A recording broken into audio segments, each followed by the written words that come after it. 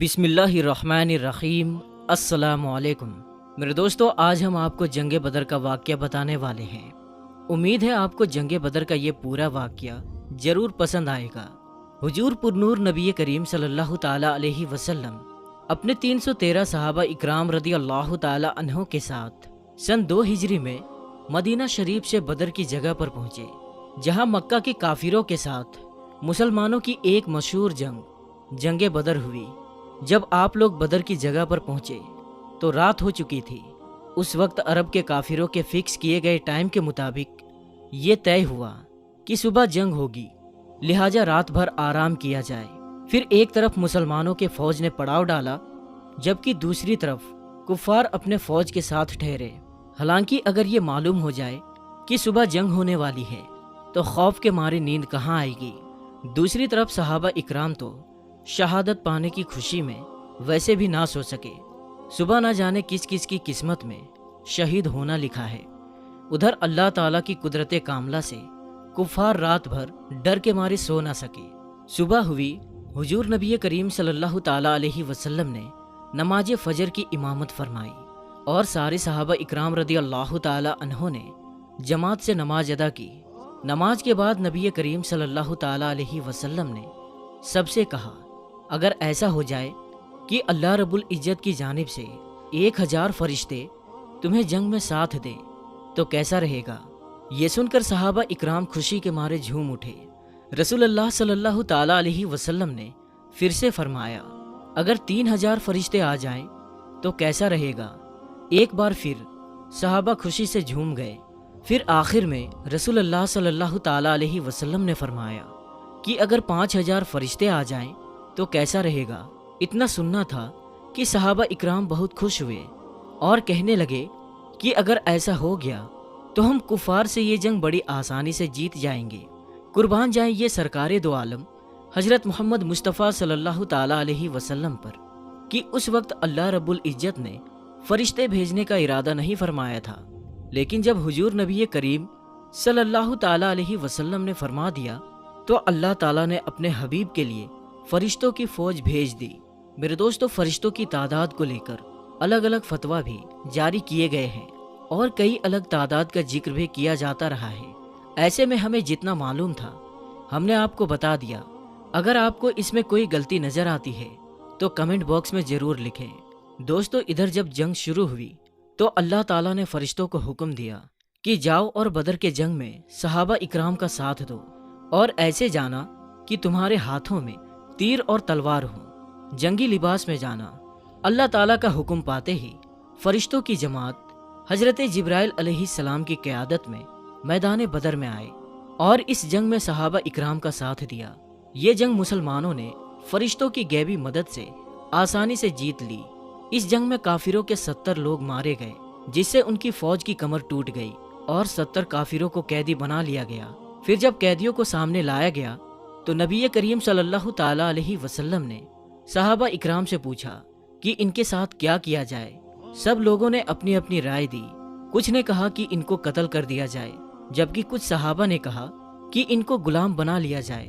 مگر قربان جاؤ رسول اللہ صلی اللہ تعالیٰ علیہ وسلم پر، آپ صلی اللہ تعالیٰ علیہ وسلم نے یہ فیصلہ سنایا کہ ان قیدیوں سے فائدہ حاصل کر کے انہیں آزاد کر دیا جائے۔ سبحان اللہ، کیا بات فرمائی ہے آپ صلی اللہ تعالیٰ علیہ وسلم نے۔ لوگ ان کو مارنے کے لیے آتے تھے، لیکن آپ ان پر رحم کھا کر انہیں چھوڑ دیتے تھے۔ جنگ ختم ہونے کے بعد فرشتے واپس چلے گئے اور آپ صلی اللہ تعالیٰ علیہ وسلم نے نماز پڑھائی۔ جب آپ نماز سے فارغ ہوئے تو ایک صحابی نے عرض کیا، یا رسول اللہ صلی اللہ تعالیٰ علیہ وسلم، آپ نماز کے بیچ مسکرا کیوں رہے تھے؟ تو سرکار دو عالم حضور پاک صلی اللہ تعالیٰ علیہ وسلم نے مسکرا کر جواب دیا، جنگ کے بعد جبریل امی علیہ السلام تمام فرشتوں کو لے کر چلے گئے تو اللہ تعالیٰ کے حکم سے آسمان پر فرشتوں نے انہیں اندر آنے سے روک دیا اور فرمایا کہ تم جس مقصد کے لیے گئے تھے اس کے بنا واپس کیسے آ گئے؟ یہ سن کر جبرائیل علیہ السلام نے فرمایا، ہم تو جنگ میں صحابہ کی مدد کرنے کے لیے گئے تھے۔ پھر ان فرشتوں نے جواب دیا کہ نہیں، تم کو محمد الرسول اللہ صلی اللہ تعالیٰ علیہ وسلم کی خاطر بھیجا گیا تھا، لہٰذا جاؤ اور جب تک ان سے اجازت نہ لے لو تب تک واپس نہ آنا۔ इसी वजह से जिब्राइल अलैहिस्सलाम मेरे पास आए थे और उस वक्त हम नमाज अदा कर रहे थे। मैं नमाज में बोल नहीं सकता था, इसलिए मुस्कुराकर मैंने उन्हें इजाज़त दी कि हाँ, अब तुम सब जा सकते हो। सुभान अल्लाह। जंगे बदर में कुल 14 सहाबा शहीद हुए, जिनमें से 6 मुजाहिर और 8 अंसार थे। मुजाहिरीन के नाम ये हैं: हजरत उबैदा बिन अल बासिर, हजरत उमैर बिन अबी वक्कास, हजरत उमैर बिन अब्द उमरू, हजरत आकिल बिन अबी बकीर, हजरत महजआ, हजरत सफ़वान बिन बेजा। और अंसार सहाबा के नाम ये हैं: हजरत साद बिन खुसीमा, हजरत मुबशिर बिन अब्दुल मुंजिर, हजरत हारिस बिन सुराका, हजरत माउज बिन उफरा, हजरत उमैर बिन हमाम, हजरत राफे बिन मुअल्लाह, हजरत आउफ बिन उफरा, हजरत यजीद बिन हारिस रदी अल्लाह ताला अलैहिम अजमईन। इन शहदाए बदर में से 13 हजरात तो मैदान बदर में ही दफन हुए, मगर हजरत उबैदा बिन हारिस रदी अल्लाह ताला अन्हो ने चूंकि बदर से वापसी पर मंजिल सफरा में वफात पाई, इसलिए उनकी कब्र मुबारक मंजिल सफरा में है। अल्लाह रब्बुल इज्जत कुरान में इरशाद फरमाता है कि जो खुदा की राह में मारे जाएं, उन्हें मुर्दा ना कहो, बल्कि वो जिंदा हैं, लेकिन तुम्हें खबर नहीं। पारा 2 सूरह बकरा आयत नंबर 154। और जो अल्लाह की राह में मारे गए, हरगिज उन्हें मुर्दा ख्याल ना करना, बल्कि वो अपने रब के पास जिंदा हैं, रोजी पाते हैं। पारा 4 सूरह आले इमरान आयत नंबर 169।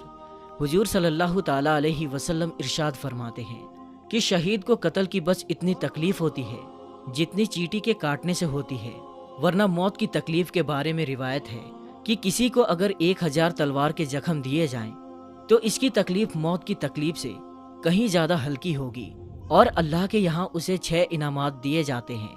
नंबर 1, उसके खून का पहला कतरा जमीन पर गिरने से पहले उसे बख्श दिया जाता है और उसकी रूह को फौरन जन्नत में ठिकाना मिलता है।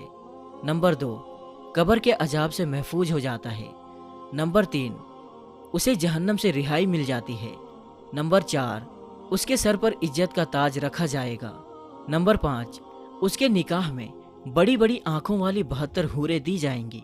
नंबर 6, उसके खानदान के 70 लोगों के हक में उसकी शफाअत कबूल की जाएगी।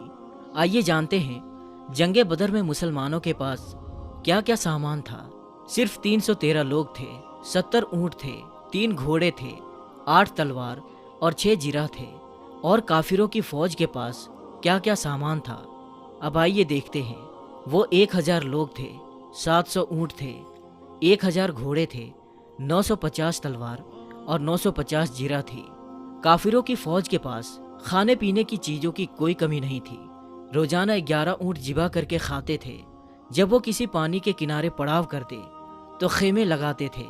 उनके साथ गाने वाली तवाइफें भी थी। इस्लामी लश्कर के पास खाने पीने का सामान नहीं था।